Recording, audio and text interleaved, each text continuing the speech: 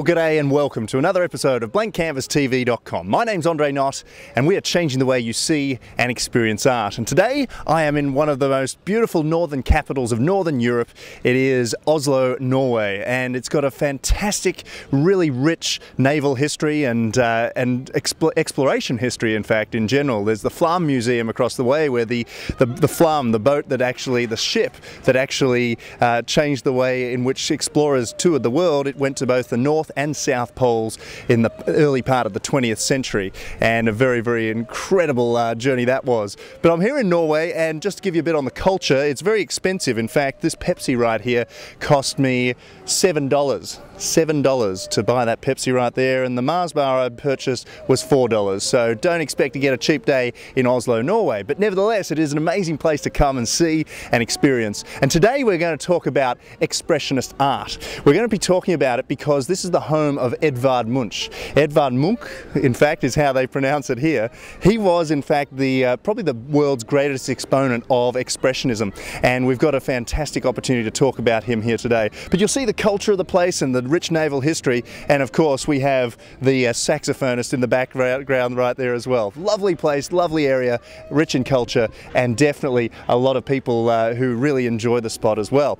So we're right here in the heart of it, and I thought, as I said, we'd talk about expressionism and the way in which it changed the art world in general. Edvard Munch, as well as a few big other artists, notable artists in the early part of the 20th century, definitely did change the way art was seen and perceived.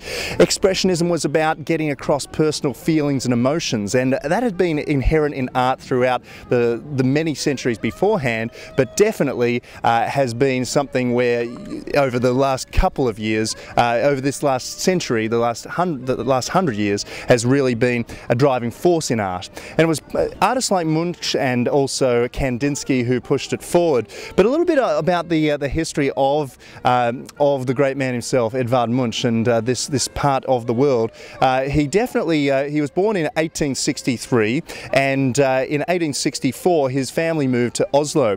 His mother died in 1868, and he had his first, which kind of probably had a very melancholy type of I guess effect on the artist, because over the course of the next 30 years, 40 years, he really did push forward that expressionist type idea and a lot of the melancholy in his works. In 1889 he had his first exhibition, and then in 1891 he moved to Paris and Nice, and he worked down there and he saw a lot of the other artists who were doing the expressionist tones at that stage.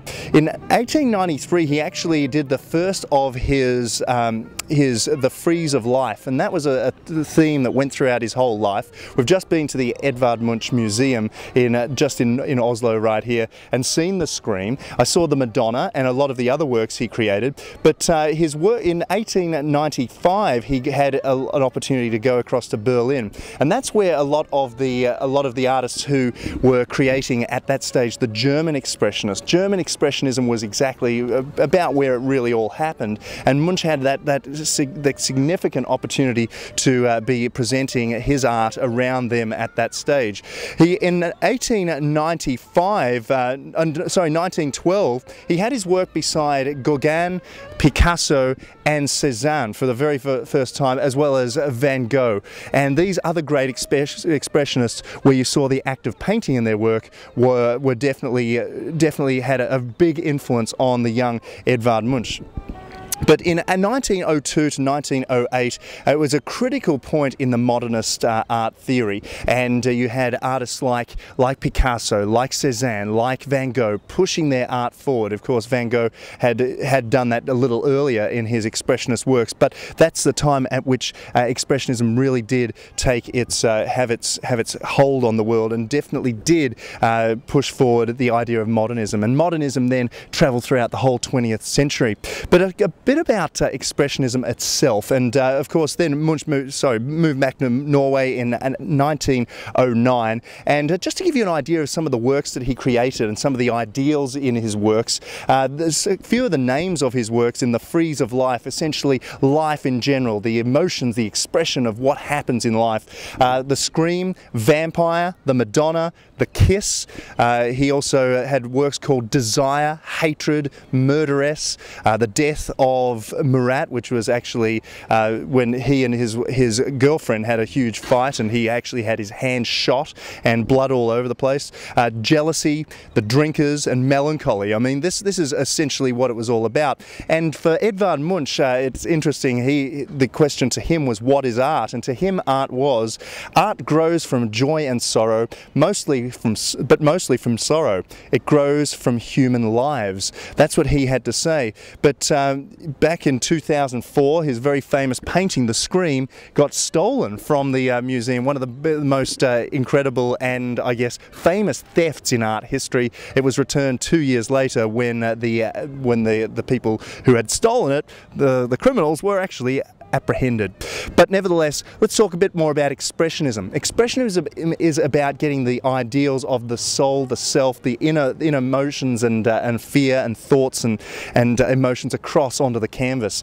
And it was very much for the very first time in the early part of the 20th century that it really was experimented with. It was artists like Kandinsky, like Van Gogh, like Edvard Munch and the like, and Max de Brunner, and the like, and many others at that stage, as well as Kirchner in the German Expressionist school, who really pushed their ideals forth on the world. And in it, you could also see the act of painting. Like if you look at a Van Gogh, you can actually see every brush stroke. It's very, very clear. That was the very first time this had ever been done in fine art. So it really is something that you ought to have a look at when you look at Expressionism as well. But that then paved the way for the 20th century to be about ideas and ideals. You see, Expressionism was pushing forward in the 1900 through about 1920, 1925, as the world was going through all sorts of upheaval. And then by about the Second World War, you had abstract Expressionism starting to hit the canvas in a big way, with artists like Jackson Pollock,